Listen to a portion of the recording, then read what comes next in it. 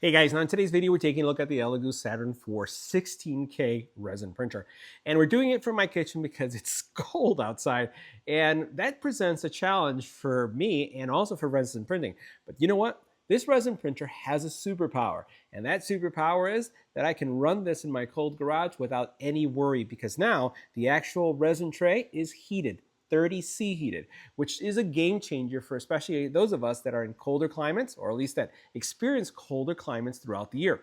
So in today's video, we're going to take a look at all its features. We're going to look at the print quality, and this is a great upgrade, especially for someone in the Midwest like I am, or if you do experience cold climates, because I could do resin printing all year round or do it without having to worry about heating my garage to an extreme level to be able to get great prints. So let's go ahead and check it out. And the first thing that you'll notice in the design is that the actual hood itself, when you raise it, remains attached. I really like this design. I don't like the type where you remove it and then basically have to put it somewhere else. I really like the way it just raises like this and it's in place. Now the one thing about this is that if you do have this model, you have to make sure you have enough clearance at the top so that it will support this. But the bottom line is that if you are able to remove the hood, then flipping it over should be relatively easy. Now, as we take a look at what's going on here, the actual build plate looks the same as the previous build plate, but there's been some differences. The first thing is that you do have an area here that you could grasp onto, right? This resin printer is still self-leveling, so you don't have to worry about that. And it actually is almost like spring-loaded. If I press right here, this right here will spring-load. You can see that. So as it does its self-leveling, it takes care of everything for you.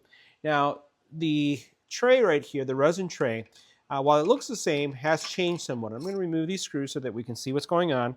And believe me, it took me a while to get this thing clean enough where I could show it. So here you have our resin tray, and it looks just like the previous version, right? Love that it has the pour areas right here on each side. But as we flip this over, what you'll notice is that there's some pogo pins. You'll notice that these pogo pins right here basically allow the vat to heat up. And that is going to be found also here on the resin printer itself. So you see the pins right here. So that's really nice. The resolution for this guy is also really good. So I like the size of the screen. I probably would like one that's a little bit larger, but for now, when you look at this, this is a 10-inch 16K mono LCD, 15120 by 6230, right? So that's going to give you a decent surface area, especially if you're going to be printing miniatures. And the one thing about the way this platform is going to work, and you see this in the video, is that as this goes down, it does come once and it levels. It does the self-checking that it's supposed to do, but then it's using a tilt mechanism. And the tilt mechanism actually accelerates the print. So you get a lot of faster prints when you're using this guy right here. Everything is, pretty much plug and play. So once you have everything going on this guy and you have them aligned and you put in all your screws, there's not really much you have to do. So I find that, resin printers have come a long way. I spent a lot of time just trying to level and calibrate and get things going.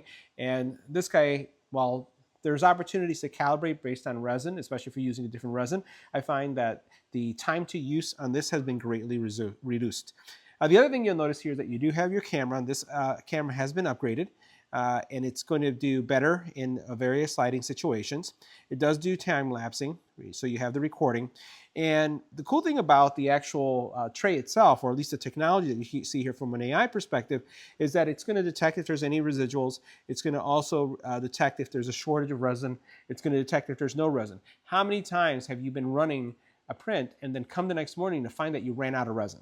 And let's face it, sometimes when you run out of resin, you damage, again, your sheet. So I love the fact that that's all taken care of here. Now, one of the things that you'll notice in the back is that you do have on this side right here an opening. This is an optional opening that I really appreciate because while I would love to have had some type of air purification system going on, you can vent this out if you want to, depending on the situation that you're in and where you have this. If you don't have a dedicated space away from your home, and depending on the type of resin that you're running, you could open this up and then have an extractor working right there.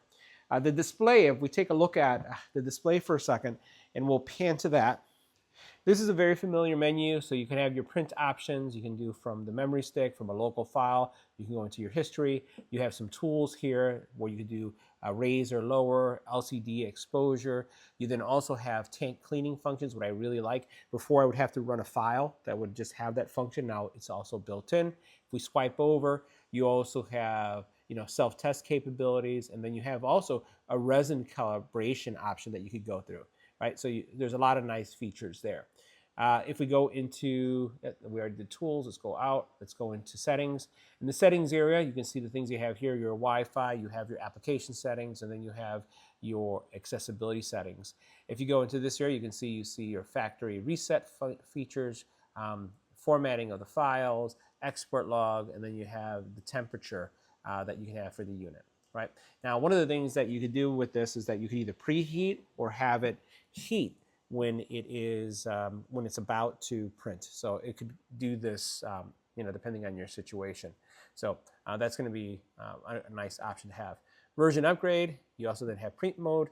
And this is something that I highly recommend that you take a look at, because out of the box, it's going to be standard. And this is a faster printer. So if you can't print fast, why not? So you'll want to be able to print fast. And then get out of here. Here you have your device info. Here you'll have your device info.